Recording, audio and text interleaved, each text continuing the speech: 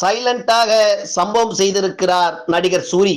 திரையுலகத்தின் புகழின் உச்சியில் இருக்கும் கதாநாயகர்களான ரஜினி, கமல், விஜய், அஜித் கூட தங்களுடைய ரசிகர்களை நல்வழிப்படுத்த தயங்குவார்கள். ரசிகர்களை நல்வழிப்படுத்தினால் எங்கே தனக்கான ரசிகர் கூட்டம் குறையுமோ என்ற தயக்கத்தின் காரணமாக அமைதியாக இருப்பார்கள். ஆனால் நடிகர் சூரி நகைச்சுவை நடிகன் என்ற நிலையிலிருந்து தற்பொழுதுதான் கதாநாயகன் என்ற நிலைக்கு போராடி வந்திருக்கிறார்.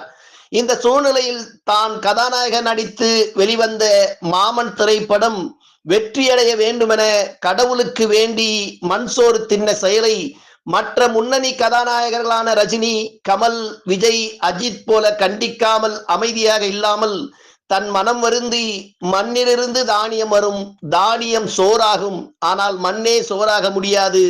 இந்த அடிப்படை பகுத்தறிவு இல்லாதவர்கள் தன் ரசிகர்களாகவே இருக்க முடியாது என்று சொல்லி இருக்கிறார். இதை சொல்வதற்கு மிகப்பெரிய துணிச்சல் வேண்டும். இவர்களுடைய இந்த முட்டாள்தனமான செயல் மாமன் பட வெற்றியில் தான் அடைந்த மகிழ்ச்சியை மறைய செய்துவிட்டது என்று துணிச்சலோடு கண்டித்திருக்கும் நடிகர் சூரி உண்மையில் கெத்துதான்.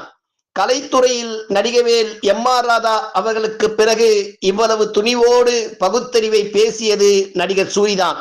கதாநாயகர்கள் ஒவ்வொருவரும் தங்கள் ரசிகர் கூட்டத்தை இப்படி நெறிப்படுத்தி வைத்திருந்தால் கலையும் கலாச்சாரமும் மேலும் மேலும் மேம்பட்டிருக்கும்.